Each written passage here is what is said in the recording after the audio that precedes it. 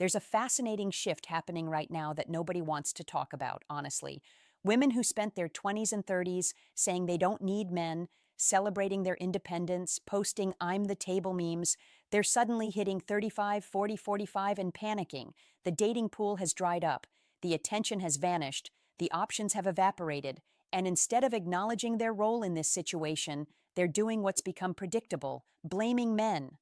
Let me break down what's really happening in modern dating and why both sides are frustrated, but only one side is taking accountability.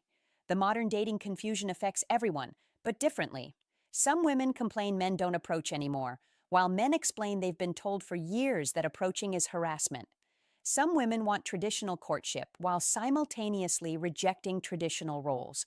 Men want genuine connection while being told their standards are unrealistic. Everyone's standing around waiting for the other side to make the first move, and nobody's moving. I see this standoff everywhere. Coffee shops, gyms, bookstores, men and women existing in parallel universes. She's thinking, why won't anyone approach me? He's thinking, I'm not risking being called a creep. She's wondering where the confident men went. He's wondering when confidence became toxic masculinity. The result, nobody connects with anybody. Men's hesitation to approach isn't about lack of interest. It's about risk management. Every approach could go viral as harassment. Every compliment could be taken as objectification. Every attempt at conversation could be screenshot and mocked in a group chat. Men aren't scared of rejection anymore. They're scared of reputation destruction. A client told me he stopped approaching entirely after a woman filmed him asking for her number and posted it online with, "Men need to leave women alone." He was polite, respectful, took the rejection gracefully. Didn't matter. His face was all over social media, being called a predator for asking for a phone number at a social event where people go to meet people. The complaints about inconsistent signals from women are universal among men. She makes eye contact, smiles, plays with her hair, universal signs of interest, right? Wrong. Approach her and suddenly you misread everything. She was just being friendly. You're presumptuous. You should have known better. But how? The signal said yes. The response said no. Men describe this pattern constantly. The look that says come over followed by the reaction that says how dare you. The smile across the bar followed by the cold shoulder. The flirting online followed by ghosting in person. It's exhausting trying to decode signals that apparently mean nothing. The rise of distrust between genders has reached critical mass. Some women accuse men of lacking commitment while celebrating their own independence. Some men accuse women of lacking accountability while refusing to communicate their needs. Both sides have valid complaints, but nobody's listening because everyone's too busy defending. The gender expectations clash is creating impossible situations. Many women want a traditional provider husband, but reject traditional wife duties. They want a man who pays for everything, but call it equality. They want protection and provision, but offer independence and feminism.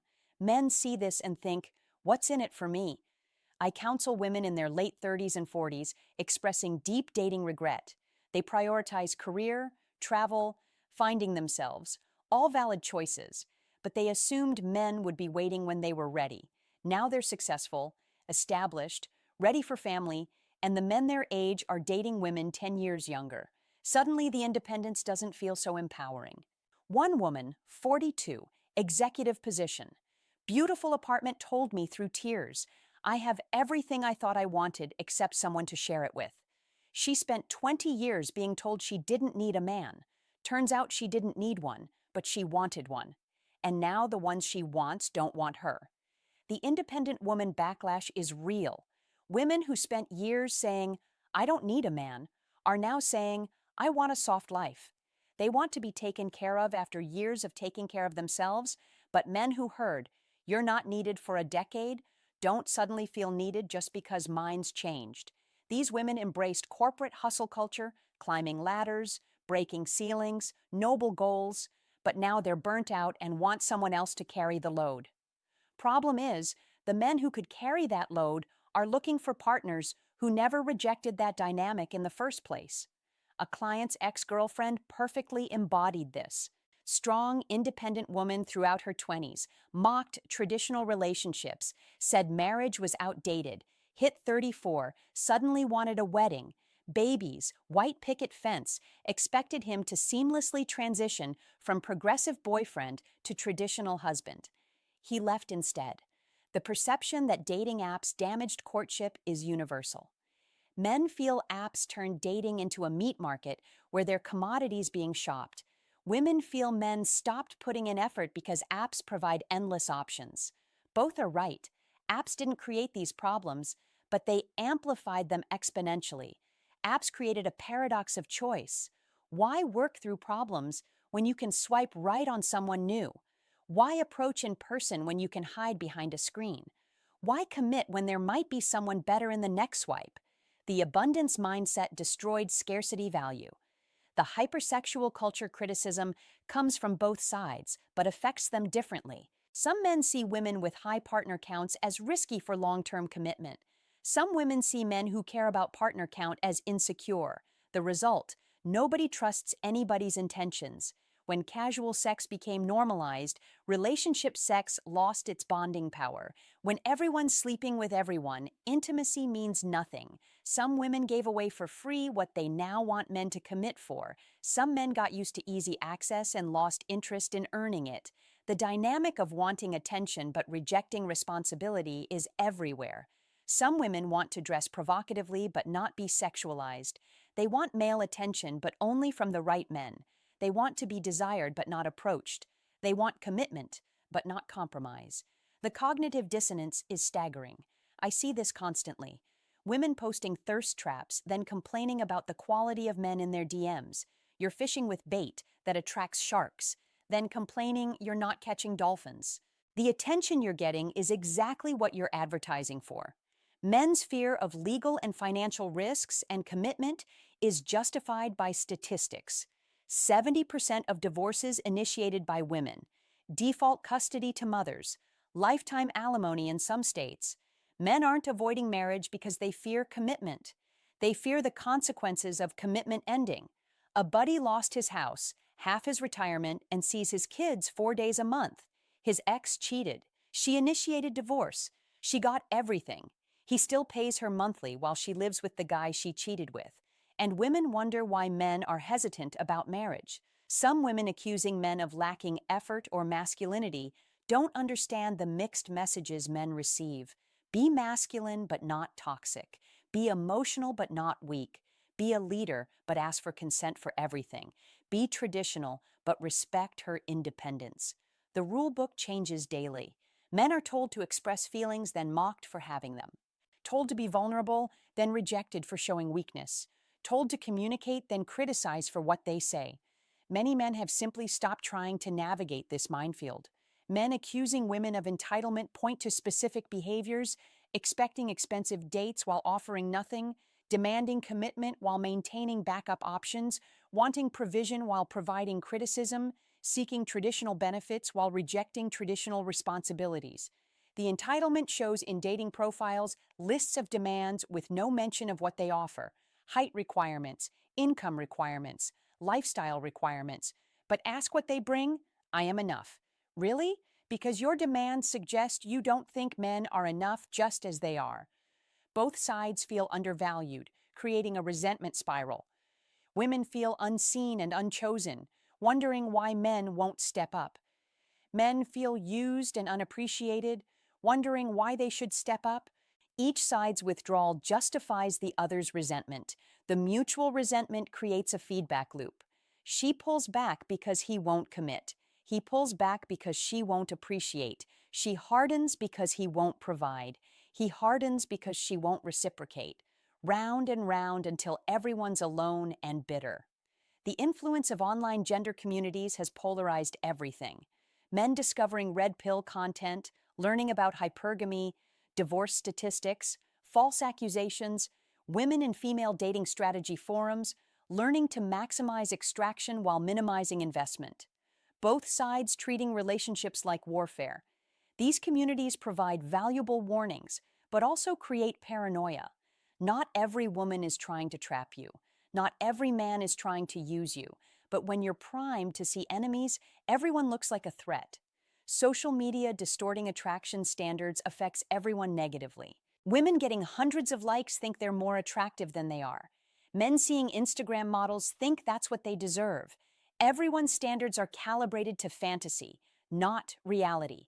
The average woman thinks she deserves above average men because social media inflated her self-perception. The average man thinks he deserves a woman who looks like she's filtered because that's all he sees online. Nobody's happy with normal anymore.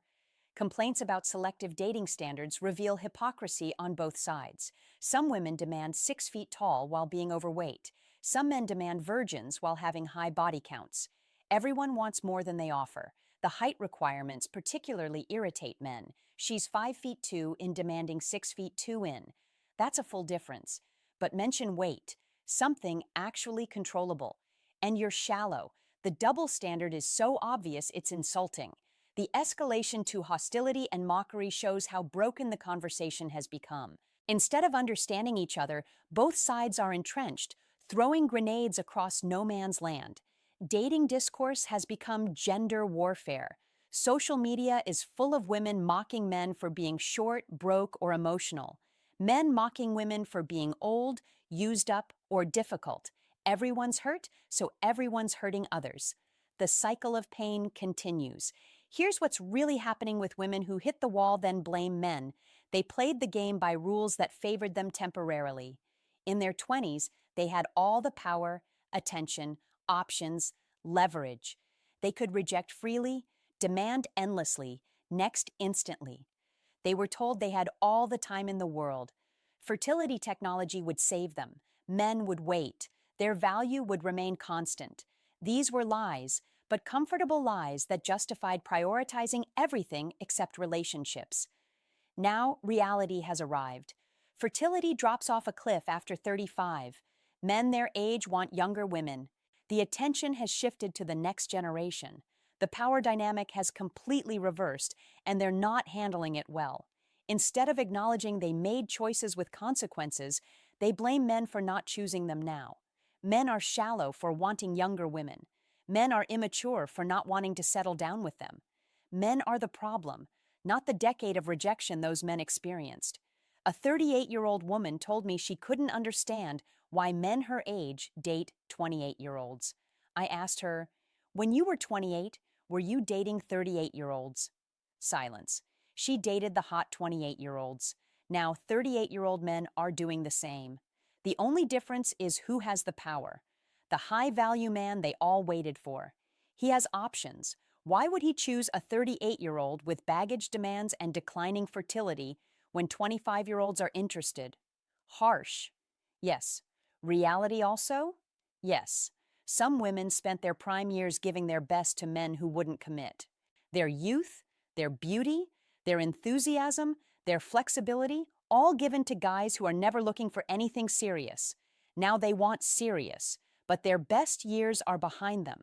The bitterness this creates is palpable. They're angry at men for having standards, angry at younger women for existing, angry at society for lying to them, angry at everyone except the person who made the choices themselves. The dating coaches selling high-value woman courses to 40-year-olds are predatory, teaching them to demand more while offering less, convincing them their standards are too low when their market value has crashed. It's cruel to sell false hope. Men aren't innocent in this dynamic, but they're adapting rationally. Why commit to someone who spent their best years rejecting commitment? Why invest in someone who sees you as a retirement plan? Why build with someone who wouldn't build with the shaming tactics deployed against these men are desperate? Real men don't care about age. Mature men want mature women. Only boys want young women. It's manipulation disguised as wisdom, and men see through it. Real men want what they want, and shaming won't change that. Some want youth and beauty. Some want low mileage. Some want traditional values. These preferences aren't immature or shallow. They're honest. More honest than pretending attraction is negotiable. The "Where Have All the Good Men Gone" articles are comedy gold. The good men are where they always were. They're just not interested in women who rejected them for 20 years. They're dating younger, dating foreign, or not dating at all. Some women hitting the wall are experiencing what men experienced at 20, invisibility. The difference is men were told to self-improve, make money, develop personality. Women are told society is unfair and men are shallow. One message creates growth, the other creates victims. The foreign women option that many men are exploring terrifies American women. These women often offer femininity, cooperation, appreciation, things that became outdated in Western dating. Men aren't fleeing American women for subservience. They're fleeing for appreciation. A client married a Colombian woman after years of American dating frustration. She cooks with joy, supports his goals, expresses gratitude daily. His American ex called her a mail order bride. She's actually a lawyer. The jealousy and racism wrapped in feminism is telling. The Passport Bros movement isn't about exploitation, it's about economics. Men are going where their value is recognized, where average men are treated well, where traditional relationship dynamics aren't demonized. It's rational market behavior. 29, 28 young men are watching this dynamic and taking notes. They're seeing women their age on OnlyFans, planning to have fun until 30, then settle down. These men are deciding they won't be anyone's retirement plan. They won't be the safe option after the exciting years. The rise of age gap relationships is a direct response to this dynamic. Older men who've built something pairing with younger women who appreciate it. Some women call it predatory, but it's just preference. The same preference women had when they were young. The grooming accusations thrown at age gap couples are often projection. A 35-year-old man dating a 25-year-old woman isn't grooming. They're both adults. But calling it grooming attempts to shame men out of their preferences through manipulation. Some women who partied through their 20s are panicking in their 30s. The career isn't fulfilling. The casual sex wasn't empowering. The independence isn't comfortable. They won off the ride, but the ride has ended and they're at the station alone. The egg freezing industry is making billions off this panic. Buy yourself time, but frozen eggs aren't babies. They're possibilities with declining probabilities. Many women will discover too late that technology can't override biology completely. The boss babe to trade wife pipeline is real. Women who spent years climbing corporate ladders suddenly wanting to be stay-at-home moms. But the men who can support that lifestyle want women who always valued it, not those coming to it from necessity. These women aren't traditional, they're tired. There's a difference between choosing a role from conviction and retreating to it from exhaustion. Men can tell the difference. One is a partner, the other is a parasite. The gaslighting about men's preferences is intense. Men who want younger women are predators. Men who care about body count are insecure. Men who want feminine women are threatened. Every male preference gets pathized, while female preferences are knowing your worth. The dating market is correcting itself harshly. Women who overvalued themselves are getting reality checks. Men who are undervalued are recognizing their worth. The power dynamic that favored young women is shifting to favor established men. Some women are adapting, becoming realistic about what they offer versus what they can get. These women find partners. Others double down on delusion, joining the growing ranks of wine ants and cat ladies. The choice is theirs. The men being blamed for this situation are the same men who were rejected, mocked, and ignored for years. Now they have options, standards, and self-respect. The fury from some women isn't about injustice. It's about lost power. The men need to step up narrative is particularly rich. Men did step up. They stepped up their standards. They stepped up their expectations. They stepped up their self-respect, just not in the direction some women wanted. Modern dating is broken because modern expectations are broken. Some women want traditional benefits with modern freedom. Some men want modern benefits with traditional submission. Nobody wants to compromise. Everyone wants to optimize. The solution isn't complicated, but requires honesty nobody wants to hear. Women, your value in the dating market has an expiration date. Use it wisely. Men, your value in the dating market has a building phase. Build wisely, both. Stop lying to yourselves about market dynamics. The biological reality that everyone pretends doesn't exist still exists. Men can father children at 70. Women's fertility drops drastically after 35. This isn't fair, but it's fact. Building life strategies on wishes instead of reality leads to exactly what we're seeing: regret and resentment. Some women who have it all are discovering they don't. The corner office isn't a companion. The advanced degree isn't a family. The independence isn't warmth. They achieved everything feminism told them to achieve and wonder why they're unhappy. The men these women rejected at 25 remember. They remember being told they weren't tall enough, rich enough, exciting enough. Now those same women, older and with less to offer, want those same men's commitment. The audacity is breathtaking. Dating apps data shows the truth. Women swipe right on 5% of men. Those 5% have unlimited options. The other 95% get crumbs. Then women complain the 5% won't commit while ignoring the 95% who would. It's not a shortage of good men. It's a shortage of men women want who want them back. The good men some women claim don't exist are everywhere. They're the ones working steady jobs, paying bills, staying loyal. They're just invisible to women chasing the top tier.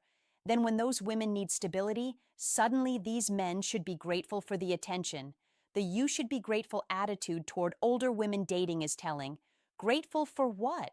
For being someone's last choice, for being settled for getting someone after their best years. Men aren't grateful for leftovers. And that's what's being offered. Some women's dating profiles at 35 plus are lists of demands with expired photos. Must be 6 feet, 6 figures, six-pack. Mom, you're offering 3 kids and trust issues. The market doesn't work that way. Supply and demand applies to dating too. The rise of single men choosing peace over partnership is a rational response. Why sign up for criticism, demands, and potential financial ruin? Why compete for women who don't appreciate you? Why invest in relationships that are all cost, no benefit? Men are discovering what women have known. Being single can be awesome. No drama, no demands, no compromise, just peace, prosperity, and purpose. The shock from some women that men are choosing this is hilarious. You taught us we weren't needed. We listened. The projection onto men for women's choices is constant. She prioritized career. Men are intimidated by success. She prioritized fun. Men can't handle experienced women. She prioritized independence. Men are threatened by strong women. It's never about choices having consequences. The intimidated by strong women myth needs to die. Men aren't intimidated. They're uninterested. There's a difference between fear and preference. Most men don't want to compete with their partner. They want to complement them. Some women conflate being difficult with being strong. Being argumentative isn't strength. Being independent isn't personality. Being successful isn't femininity. Men wanting feminine women aren't weak. They're seeking balance. The future of dating looks like further polarization. Some people will adapt to reality, finding partnership through compromise and realistic expectations. Others will double down on delusion, growing older and angrier, blaming everyone but themselves. The women hitting the wall have a choice: accept reality and adapt, or deny reality and suffer. The ones who accept it, who become realistic about their market value, who offer what men actually want, they find partners. The ones who don't become cautionary tales, the men being blamed for women's predicament, are making rational choices. They're choosing youth over age, cooperation over conflict, appreciation over entitlement. These aren't moral failures. They're preferences. The same preferences women had when they held the cards. The lesson is simple, but brutal. The dating market is a market. Value matters.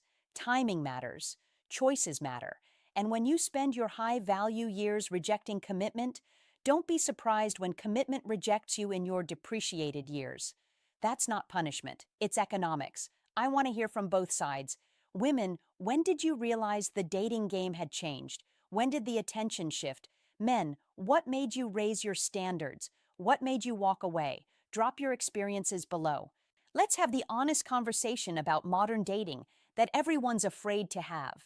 Because until we acknowledge reality, nothing changes and everyone stays frustrated. Music,